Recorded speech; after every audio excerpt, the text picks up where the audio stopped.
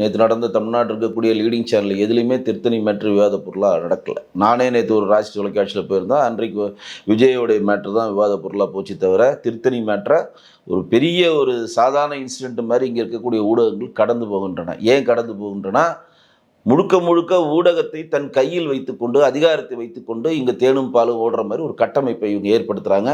ஒரு இன்சிடென்ட் நடந்தால் அந்த இன்சிடென்ட் நடக்காமல் இருக்கிறதுக்கான காரண காரியத்தை என்றைக்குமே திமுக அரசு சொல்லாமல் அதுக்கு வாக்கரிசி போடுற வேலையை தான் பண்ணுறாங்க.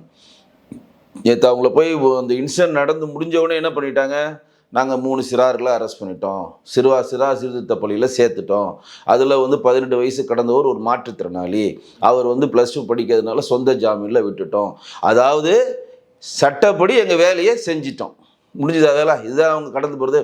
அதுக்கு உடனே முட்டு கொடுக்குறாரு. அஸ்ராகாருக்கு நம்ம மதிக்கக்கூடிய ஒரு போலீஸ் அதிகாரி. அவர் என்ன முட்டு கொடுக்குறாரு, இவங்க ட்ரெயினில் போயிட்டு இருந்தாங்க, இவர் ஒடிசாலேருந்து வந்தார், சிராஜ் வந்தார், இவன் ரீல்ஸ் எடுக்கிறதுக்கு அவன் கோஆப்ரேட் பண்ணல, இவன் எதிர்ப்பு தெரிவித்தான், அதனால் இவன் அடிச்சிட்டான், அவன் ஏதோ சாப்பிட்ருக்கான், அது என்ன நாங்கள் கண்டுபிடிச்சி சொல்கிறோன்னு சொல்லி எவ்வளோ அழகாக தமிழக அரசுக்கு முட்டு கொடுக்குறது. ரெண்டாவது, இப்போ என்ன அவசரம், ஒருத்தன் இவ்வளோ வெட்டுப்பட்டிருக்கான், அவனை சென்னை அங்கே இருக்கக்கூடிய திருவள்ளூர் அரசு மருத்துவமனையில் சேர்ந்த பிறகு அவனுக்கு மேல் சிகிச்சை கொடுக்கணும்னு சொல்லி ராஜீவ்காந்தி மருத்துவமனையில் சென்னையில் சேர்த்து உடனடியாக அவங்ககிட்ட கடிதம் வாங்கி உடனடியாக ஒடிசாவை அவனை அனுப்பணும். எதுக்குங்க அனுப்புறீங்க?